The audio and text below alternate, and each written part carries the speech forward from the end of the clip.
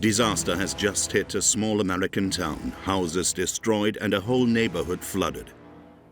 The army was deployed in an emergency. This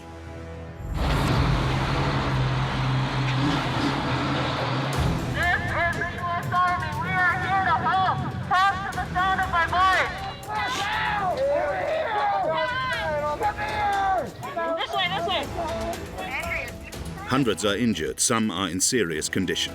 All right, 1, 2, 3. This disaster scenario is actually a large military exercise simulating a nuclear attack.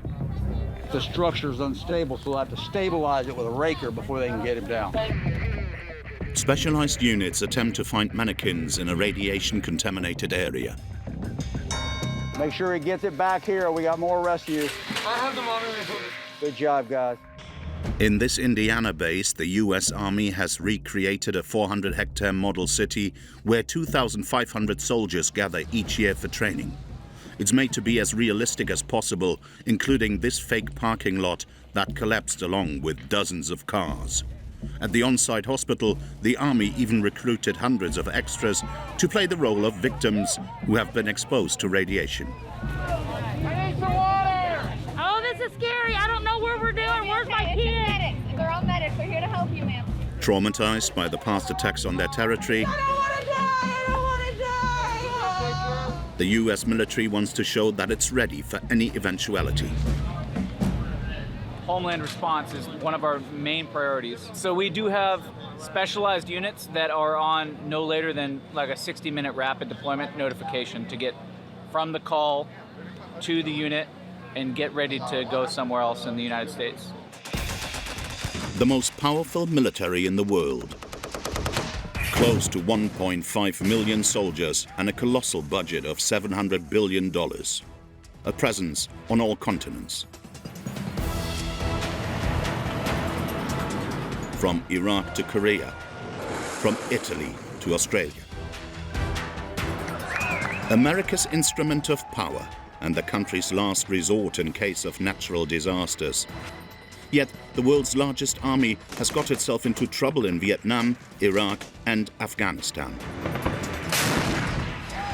In this deeply patriotic country, soldiers are considered heroes. Best military in the world and the best country in the world. Each state has its regiment, its port or its military airfield.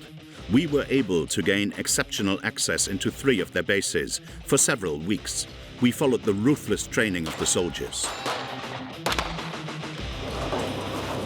Trinity, let's go. I got other people that got to get up this damn wall. Hurry up and get off my wall. Under constant pressure from drill sergeants. This isn't a game. You're America's future fighting force. If you treat it like anything else, you're going to be obsolete to this organization. Yes, sir. In America, Special Forces soldiers are living legends. The best Ranger competition collects the best of the best in a grueling series of trials. It's a marathon. Just maintain a steady pace throughout the whole thing and try not to do bad in anything. Every year, the Army recruits 150,000 young men and women. The Golden Knights parachute team plays a part in inspiring them. We can hear the crowd at about 1,500 feet, and that noise never gets old. The military also inspires parents. Thousands of American children live in military boarding schools where discipline is relentless. So what's all this stuff?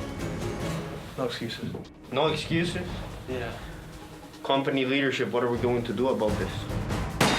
We will go to meet America's former soldiers. Some have become wealthy, but many are suffering from psychological trauma. We sacrificed a lot, you know. We're not asking for a huge parade every day, you know what I mean? We just want to be treated with respect.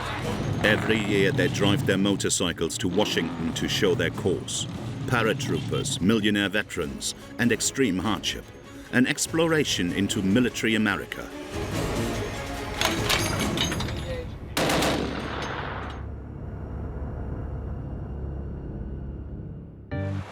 The Carolinas in the south of the United States, their white sandy beaches, and military bases where young American recruits come to prove themselves. There are 35 barracks here. 150,000 soldiers and their families who have brought life back to entire cities.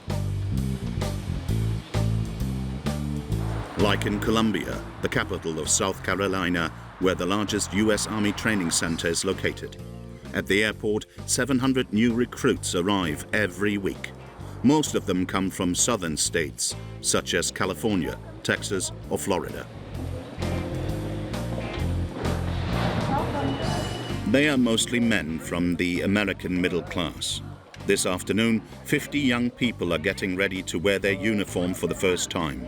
As soon as they arrive, they are immediately put in line. I am the drill sergeant in charge of the airport. The last words out of your mouth will be drill sergeant. Yes? Yes, drill sergeant. If you have any rings, watches, earrings, necklaces, bracelets, everything else, including your watch, needs to be secured inside your bags. Do it now. They are barely 20 years old. Most of them have never lived away from their parents. This young man traveled 900 miles from his home state of Ohio. You're going to contact your family. It'll be a very quick phone call. Once you complete your phone call, you're going to turn your phone completely off, then secure it inside your bag. Yes? Yes, sir. Do it now. Hey, Dad. I'm just calling you. Yep, I don't think I can have too long of a conversation. I can't do too long of a conversation. I'll talk to you guys later. Okay, love you too, Dad. A quick goodbye. This young man is not very reassured by the difficult training ahead. Obviously a bit nervous. But I feel like I can, if I just listen to what they're saying, and I don't let my mind overwork me, then I'll be okay. In this very patriotic town, residents have come to cheer on America's future heroes. Good luck, everybody! Have fun! The U.S. Army's newest recruits head to Fort Jackson. In this base, 50,000 young people are transformed into fighters every year.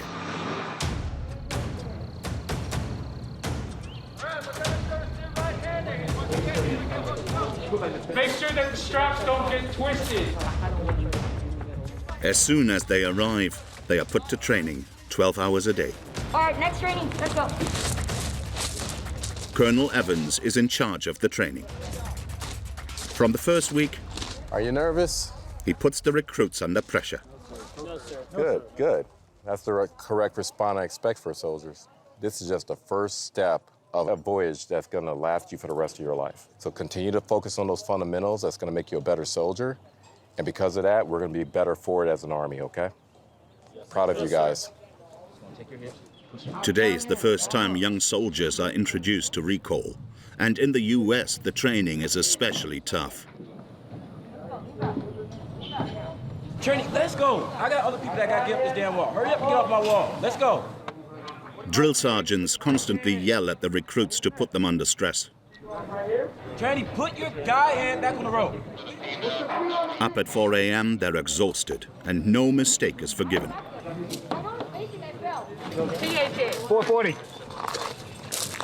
I promise you, if you continue in this business, this will not be your worst day. Go. Go. Next event, the ropes course. Nothing too strenuous. It resembles an acrobatic park more than a commando event.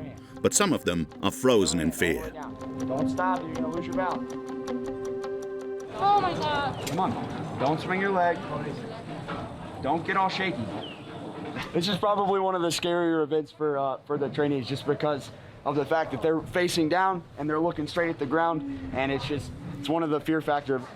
If they can accomplish this, there's nothing that they can't do here in basic combat training. Obviously, not everyone here is used to these kinds of physical exercises. Yeah,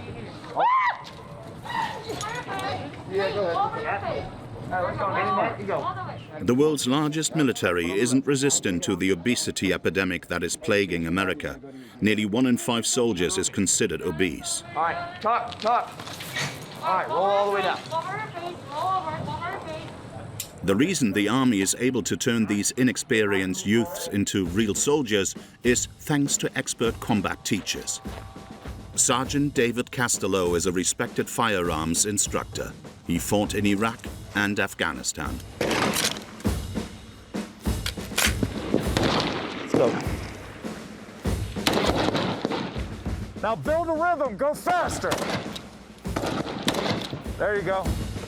A war machine, uncompromising on discipline. Hey, put your mask on. As he knows that some young people will be going to the front line in a few months and that their lives are at stake. Hey, stop. Kids, stop. You're America's future fighting force. That's what you're building upon right now. If you treat it like anything else, you're going to be obsolete to this organization. This isn't a game. You understand me? Yes, sir. Yes, sir. All right, kids.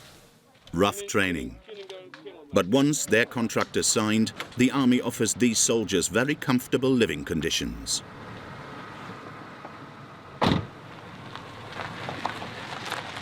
Hey, sweetie. Hey. Hey, we're on the way, okay? Okay. David and his family live on the base, a close city of 20,000 hectares in which 3,000 inhabitants enjoy a comfort worthy of a vacation residence. There's a water park here on post, there's a full golf course, there's a bowling alley, a movie theater. So everything that a military family would want to do, they have access to it here on Fort Jackson, which is nice. David doesn't have a reason to leave the base. He can go shopping, go out to restaurants or bars, go to church or the hospital. The Army even has its own emergency service. This is the senior military housing billets here. Every dependent that you have will have their own room, and they all have 2-car garages. David earns almost $4,000 a month, and the rent of his grand house is entirely paid for by the Army. On a daily basis, the sergeant has almost no expenses. I don't pay any bills. Yeah, so I don't pay a water bill, I don't pay an electric bill, I don't pay anything. The gas, nothing. It's all a part of this house. Every week, the lawns, and especially this terrace, it's maintained, and then they even bolt around the house to give it some aesthetics. The reason the U.S. Army is so generous with David and his wife, Brittany, is that it requires them to be available at any given moment. Every 2.5 years, they must move to the other side of the country.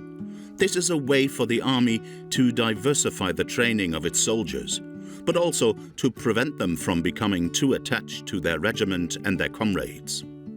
Each of the 3 children were born in a different state, and David has sometimes left without returning for over a year. So when we first had Addison, that was what, like 9-10 month deployment? Yeah.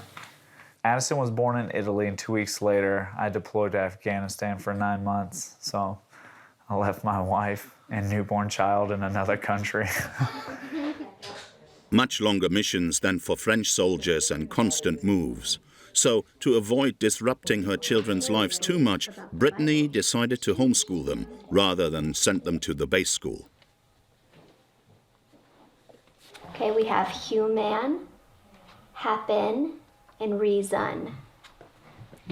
So it can be hard on the kids because they're constantly, having to go to new places and new schools. And I thought it might just be easier to try it. The family just found out that they must move again. In a few months, they will be moving to Hawaii, 7,000 kilometers away. Once again, the Army has planned everything. David will not have to pack a single box. But one good thing about it is the Army is going to hire a company. They're going to come in here. I don't have to lift a finger. They're going to pack and wrap everything. And once I get there, they're going to unpack it for me in my new house. Despite these comfortable conditions, 1 in 6 soldiers leaves for the private sector each year. For those who retire, the Army has 150,000 positions to replace. So the institution is constantly looking to recruit. And to wow the young recruits, the Pentagon doesn't hesitate to show off. In this hidden corner of Louisiana, the Army flaunts its power. The Blue Angels are in full swing.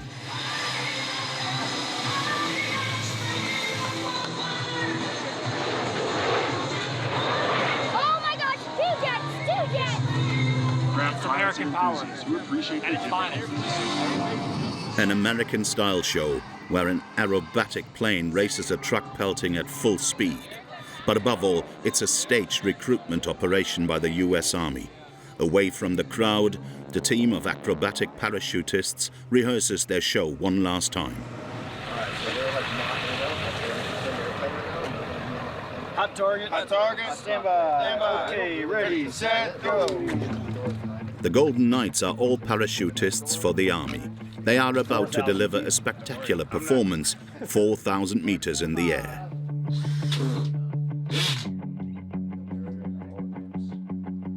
That's just the smoke, so you can actually see us in the sky while we free fall, and it makes it just easier for the audience to see us.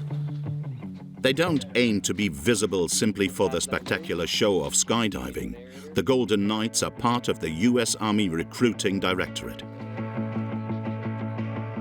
Our goal is to get people join the Army, serve their country, and be a part of the best team in the world. This morning, the team can't afford any mistakes. This is the anniversary of D-Day, when many American paratroopers landed on Normandy.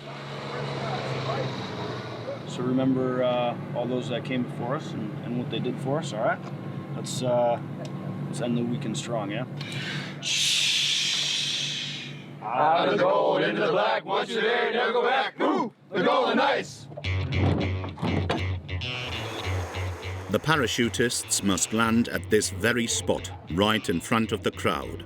A performance from a moving plane.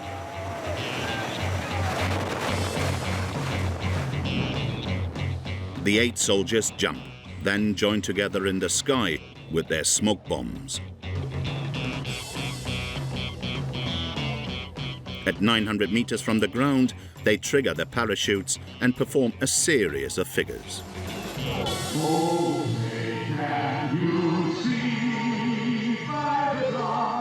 To the sound of the national anthem, Captain Nick lands first with the American flag right on target.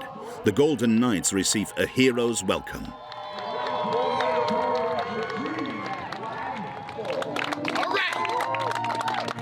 Leading the Golden Knights in free fall. He is the team leader for the Black Demonstration Team. Oh, it's wonderful. We can hear the crowd at about 1,500 feet, and that noise never gets old. Nick and his colleagues go to enjoy the crowd. Yeah, thanks.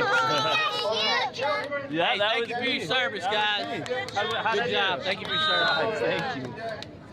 We're just the face of the Army. Everybody else, I mean, the Army's full of heroes. We're just the ones that get to come out here. How'd we do?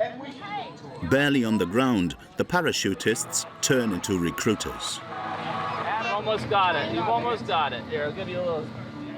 They teach the children how to pack a parachute. We're going to slide our hands up as we walk toward the parachute. Their goal to inspire younger kids to one day become a parachutist. The Golden Knights are my favorite. Carson, 16, seems convinced. So with this job, you get to travel a lot. Yes, you get to travel quite a bit. So you relocate sometimes, you know. Usually it's like every 3 to 4 years. But also job depending. I don't know if you have already talked to the recruiters and stuff like that. Have you done that? I haven't. No? I've seen them at my school though. They usually come to high schools and do they? Carson is passionate about aviation. After meeting the Golden Knights, he seems ready to take the plunge. I feel like they're just so cool. It's like I want to be them, or work for my country, and I love my country. So Carson will have to wait until he turns 17, the minimum age requirement before joining the Army. You guys want a brochure? To recruit thousands of boys and girls each year, the Pentagon has a huge budget of over $1 billion. It's the will to fight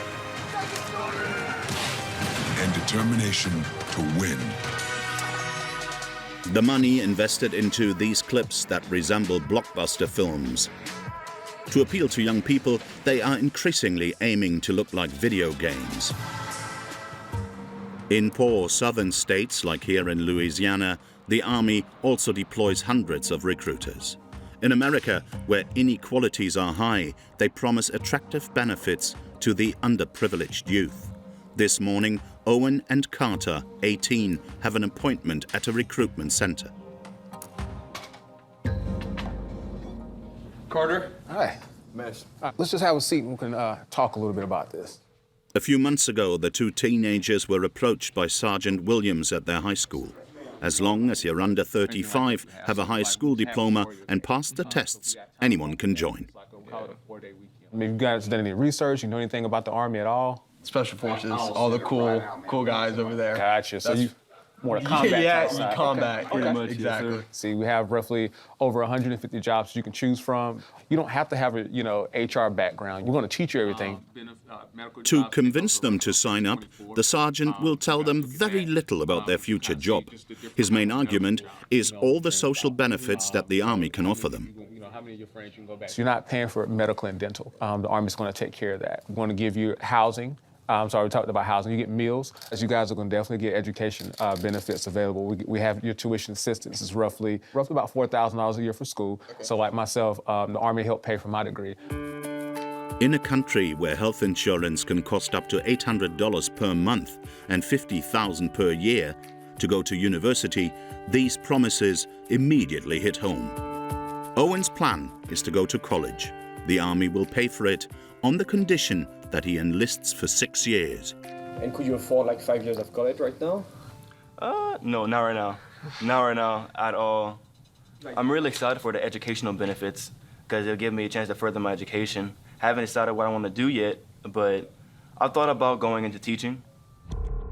And for the most exposed units, the Army offers a $34,000 bonus.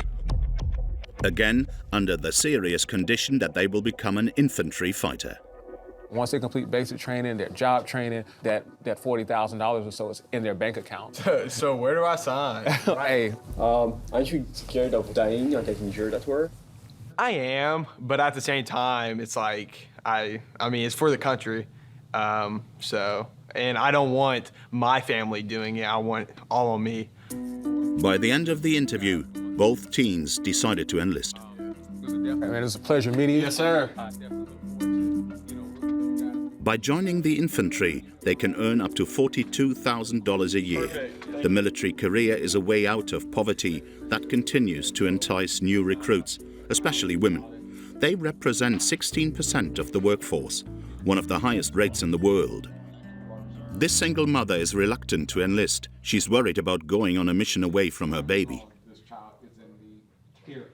After I won't have to go anywhere, so I have to do nothing. So you talking about like a deployment and stuff like that? They let you know way in advance. Like he knew he was going to Africa way in advance. It's gonna suck. I'm not gonna lie to you. Being away from your child, of course.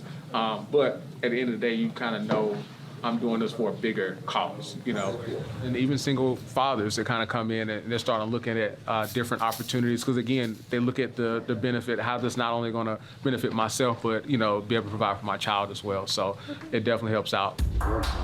In this office alone, 100 women and men sign up each year. Many have hopes of joining the Special Forces, famous for their daring operations and unusual standards. In particular, the Rangers, an elite unit of only 3,500 members.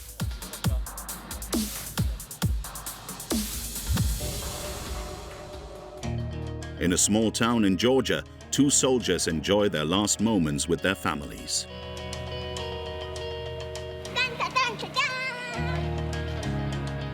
Joshua, 36, and Ryan, 31, are about to take part in one of the most difficult tests of their lives. Daniel, turn around. Turn around, bud. Coming up, we got the best ranger competition that we're going to be doing. And Ryan here's my partner. We're going to be partners on a team. And our lucky number, if you will, is 42. So you got running, ruck march, shooting, swimming, rappelling, obstacle courses, the whole plethora. The best ranger competition, 3 days without sleep. The best fighters of the American Army compete. Can I have your plate, please? Tonight, Joshua and Ryan are taking a break after months of intensive training and dieting. Because that's what the competition will have, is maybe covering many miles. So that's what it basically boils down to, getting as many miles packed into 1 week. How many miles? Capped out at like 80, 85. So A week? In a week, yeah. But there's no other competition that compares to Best Ranger. But just the amount of stuff that the competitors are asked to do, physically and skills-wise. These two soldiers have endured strenuous combat in the mountains of Afghanistan. The challenge that awaits them will put them to the test. In my head that can make me turn it into a calculator. It's 4:30 a.m. at the Fort Benning base. Hundreds of relatives are already there to encourage the candidates in a jovial atmosphere. This year we had 51 total teams. Joshua and Ryan got up at 2 in the morning. Team 42 for Sergeant First Class Peterson and Sergeant First Class Van Horn. Each of the elite units sent their best and brightest to compete against each other. The first event, 10 kilometers in combat gear, just to warm up. Now is where it gets difficult for Joshua and Ryan, with the dreaded obstacle course. At the beginning, the two teammates look pretty confident. I think the swim is going to be the worst. Joshua and Ryan get through the first obstacles with ease, but as they cross the gap, Ryan feels his strength falter. He gets a second try.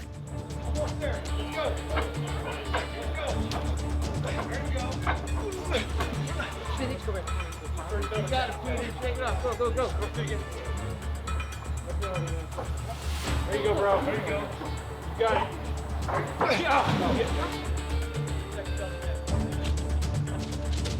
It's all good. Shake it off, brother. It's all good. After this setback, both soldiers must start the competition at the bottom of the overall ranking. Ryan counts on making up for it at the shooting event. Let's go. This special operations fighter is an expert in close combat, shooting with an assault rifle or shotgun. It's almost like a fitness circuit.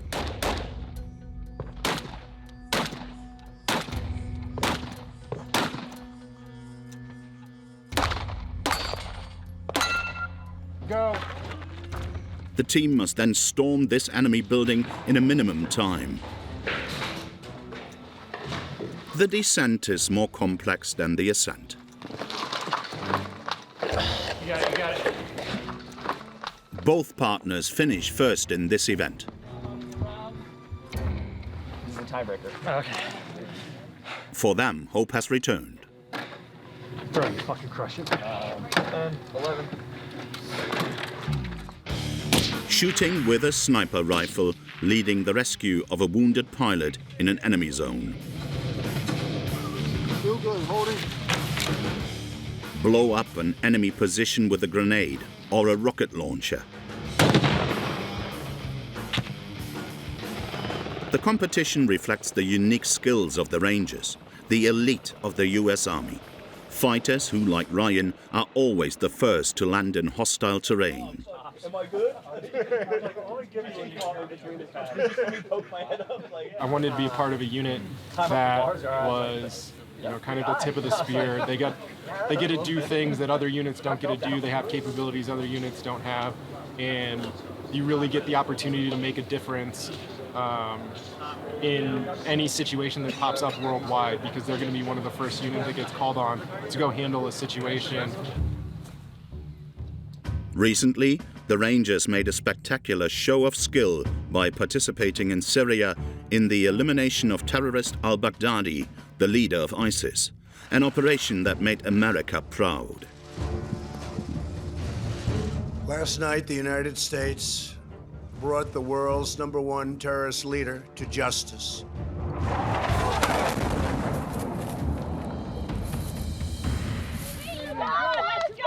Let's go! The Rangers' first day of competition ends.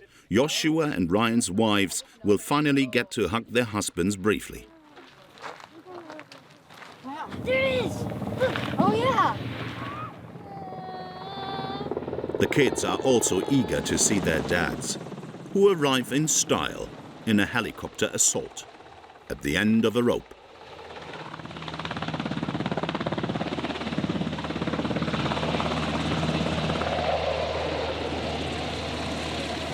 Yes, I see him!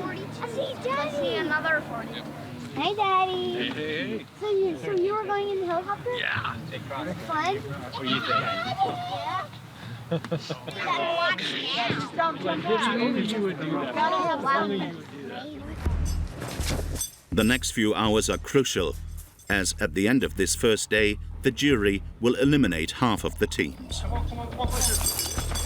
They encounter a problem, the endurance challenge. Ryan and Joshua experience fatigue and delays. They arrive amongst the last, and they're not really in the mood to talk to us anymore. Well done, guys. Bonjour. Bonjour. How are you guys doing? Legs? Fine? In the provisional ranking, the team is 31st, below the elimination bar. I don't know. You don't know what it means. We gotta get about 3, we need 3 more spots tonight. So Have your mask on if you're close. just gotta cruise on the ruck, knock some teams off. Despite their optimism, by the end of the last race of the day, both soldiers are taken out of the competition. The next day, Joshua comes to encourage his comrades at the finish line. Looking good, boys. Looking good. In 3 days, these soldiers will have covered 112 kilometers and triumphed in about 20 events. These images of the Special Forces are a part of the American dream for many.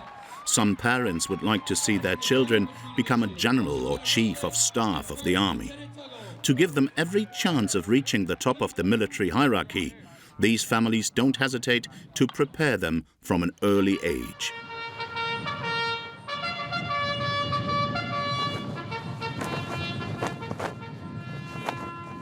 In Missouri, a conservative state in the center of rural America. For 130 years, young boys have ended each day with the sound of a bugle, meticulous ceremonies, and impeccable uniforms. It's like being in a barracks. The Missouri Military Academy does not belong to the Army. It's a private high school which offers an education in military values. The 200 students are mostly sons of bankers, lawyers, and doctors.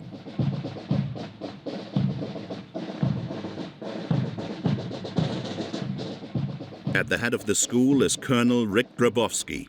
This former Marine personally oversees the strict standards of discipline. They could have done a little bit better, so they're going to get some additional instruction tonight on formations. We always want perfection. Give the boys the opportunity to get out and be leaders, get them out of their comfort zone, and teach them leadership. These teenagers are between 13 and 19 years old, and in this boarding school, every minute of their lives is regulated. The days are grueling, starting at 6 a.m., standing at attention in their pajamas. Let's go, Jensen. Let's get in the rooms, keep squared away, let's go. You gotta shave, you gotta get yourself cleaned up, let's do so. Good morning. Good morning. Shirt off, I'm out here. Michael, on the other hand, has been ready for a long time. At 17, this model high school student has been named Dormitory Commandant. Everything has to be organized because everything has a place. Yeah, we just attention to detail. We always have somewhere, something has to always be somewhere. And yeah, it's just what we do. The second he wakes up, Michael must be an exemplary leader. As here, it's students like him who make the rules. Carry on. Let's go. Hurry this up.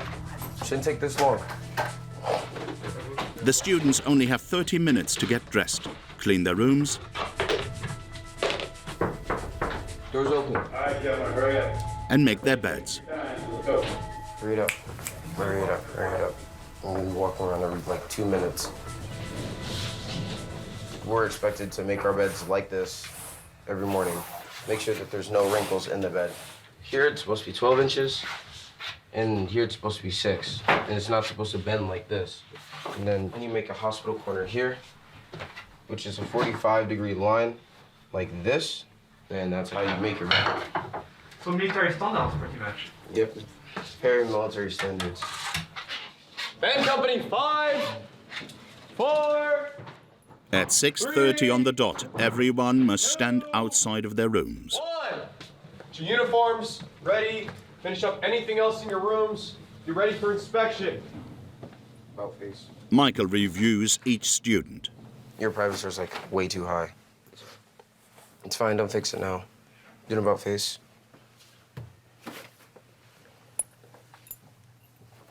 You need to get your pants lengthened, all right? Sir.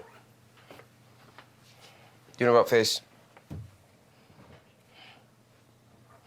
And no one would dare to contradict the young leader. I'm a company commander. Everybody in this company has to listen to me. And then even when cadets aren't in my company, since I'm a high rank, they still have to listen to what I say. Is it all? They just get punished. A life under constant surveillance, with no privacy. Every move is made at marching pace, even to go to breakfast.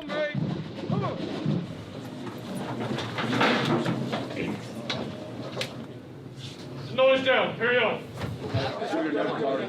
Despite the uniform, these boys are still teenagers with an attitude.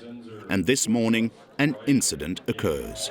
A youngster has just thrown away his breakfast. His group leader gets angry and is about to get physical. He was immediately pushed aside by his classmates and told to stay in a corner. The adults did not intervene. It may seem surprising, but in this school, it's young leaders like Michael who must learn to handle conflicts between peers. Like that? It was just like a, oh, and then it was just like, wow. When I tell him, like, take his arms off the table, or like, take his back off the table, well, like, he wouldn't do it, and I'm like, I get pissed. Next time, as soon as he like says anything, he's like, no, I don't want to do that. Don't try to have a physical confrontation with him. Go get it. Go get the tour. Yeah. Or go get something like that. Michael's parents pay $34,000 a year to send him to this boarding school. His mother works for an insurance company and his father is a railroad engineer. For this upper-middle-class family, it's a heavy sacrifice. But they know that their son will receive a top-quality education here. Small group classes, an extensive library, a 40-hectare campus, and a variety of sports activities. There are few opportunities to rest, but the colonel assures us that the military rigor is producing results.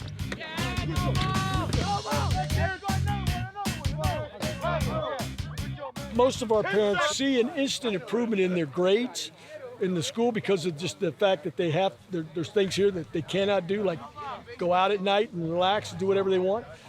They're in study hall at night. Every moment of their day is scheduled to do something. And so the academic side typically goes up pretty quickly. The students are constantly put in competition with each other to push them to excel. In a few days, a ceremony will present Michael and his band to all the other classes of the school.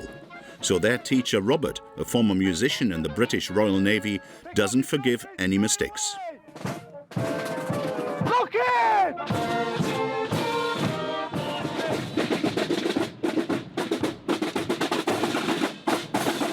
Tommy, keep doing the cadences for a while. Give them a lip break.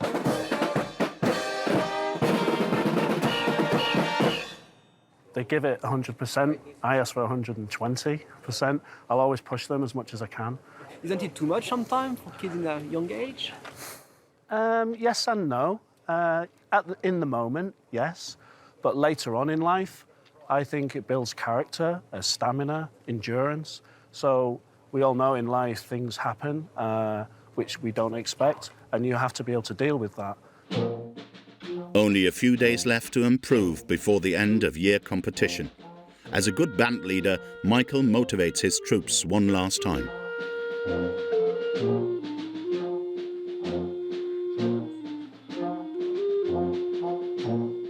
Make sure your uniform is together, make sure it looks good.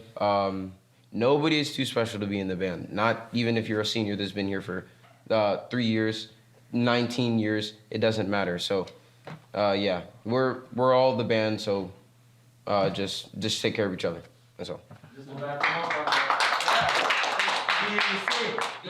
Hey, chill. It's the end of the week for the students, but at the boarding school, there's never time to slack off. In the dormitories, a surprise inspection is under preparation. Attention Bravo Company, attention Bravo Company, 5 minutes till inspection. It may be a Saturday morning, but the young leaders don't hold back on one of their classmates. That shouldn't happen. A young man has left his clothes in a pile in his laundry basket. So have you just not turned in laundry for the past 3 weeks, or? This is terrible. That was a question, I need you to answer it. So what's all this then? No excuses. No excuses? Yeah. Company leadership, what are we going to do about this? Hey, take his laptop. Yeah, go give that down to the mentor, and when he's done cleaning all of this stuff up, you can go get it back. You're messy. Not everyone can withstand this military discipline. After a year at the academy, this is one test too many for the boy. Are you back next year? Oh, no, definitely not. No, definitely not coming back next year. Why not? Huh? Why not? I don't know, because I want to live like a normal teenager. The punishments are kind of more of like just stupid, like go run around the school or face the wall, sit like this at the mess hall, like stuff like that, you know. But that's just like, I mean, I would be, if I had the power of another 17-year-old, I'd do the same thing. That's why teenagers shouldn't be able to reign over other teenagers, because it just doesn't make sense, right? So. Like him, 15% of students drop out of military high school before graduation. The final day of the year competition has finally arrived. Every class in the high school will parade in front of the colonel. They all hope to win first place for the best performance.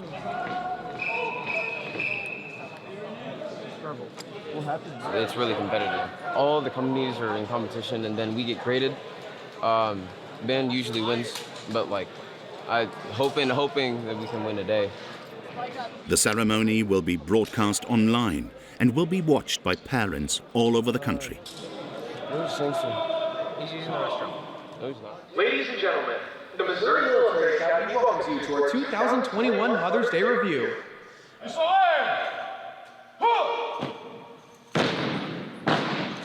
Each gesture has been rehearsed hundreds of times. High school students deliver a parade worthy of a professional army. In the front row, the colonel scrutinizes each group and scores each uniform. He must choose the company which performed the best parade. It is Michael's band's turn to be scored. It's going to be difficult to choose the winning team.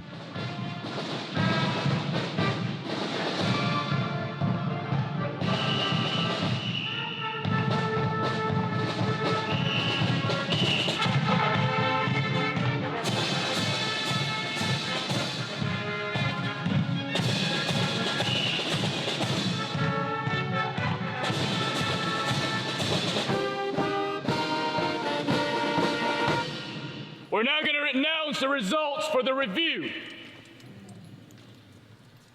And the winner is Delta Company. Delta Company won first place. The colonel also chooses the student who will command all the high school students in the new school year, and it is Michael. So next thing is supposedly... you did it! The best of the high school students will go to the most famous military schools like West Point or the Naval Academy. They know that the U.S. Army will open up opportunities for them for life in American society. In this very patriotic country, many former soldiers take advantage of America's love for the military to build fortunes.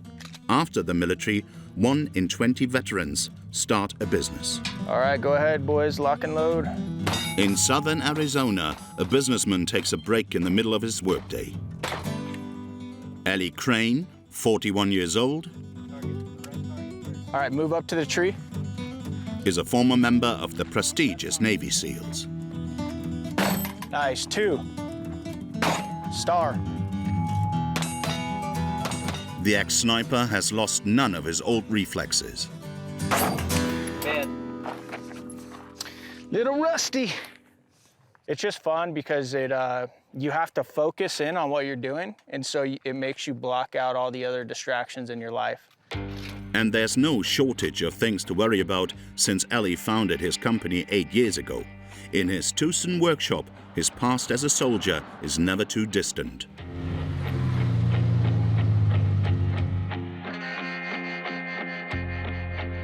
What is up, Chris? Good, how you doing, man? Not too bad. Good morning. There's plenty of ammunition on the shelves here. Just trying to get some new photos for the website. I like it. After 13 years of shooting thousands of bullets, Ellie had the idea of using them in a much more peaceful and friendly way. He turns the bullets into harmless bottle openers. It's the mother of all breachers, and we say that no beer is safe. Because, I mean, look at this thing. Look how big and awesome this thing is. Ellie sells these bullets for $20 on the internet. He ships 400 a week. Amongst his customers are celebrities like actor Clint Eastwood and former President George W. Bush. The next candidates are a military couple. Her success started with a stint on a famous TV show with his wife, Jane. We made each one of you guys a personalized 50 caliber beer bottle opener. To set himself apart, Ellie highlights his background in the Special Forces. You know, I'm so honored to be able to serve with the guys that I got to serve with the last 8-9 years. I did 3 combat deployments to Iraq. I like the story. It's very simple. I've made money with military guys because they're focused. I'll do it for 20%. You guys are awesome. Let's do it. All right. Yes.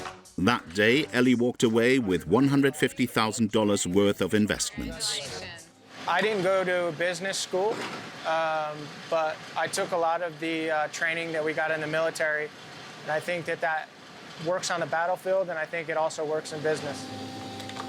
Today, Ellie has a turnover of $1.2 million and employs 15 people, most of whom are former soldiers. Thanks to his business, he was able to buy a grand villa overlooking the city, with a breathtaking view of the desert. He lives there with his wife and 2 daughters.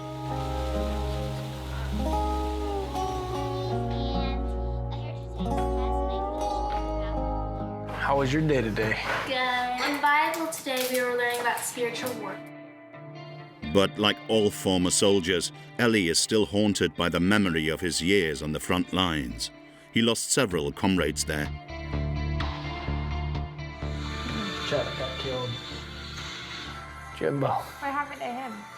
He got shot by the scar. It makes me miss it. It makes me miss the guys. I got ambushed by 3 guys with machine guns at like about 110 yards, and it was like I was really close to getting killed. And I feel like it's the big reason why you go big. yeah, You go big with the house you bought, you go big with the business you own. You just go big in life because you understand how short life is. Ellie's next challenge is to use his image as a soldier to get into politics. A possibility, as Americans like to elect veterans.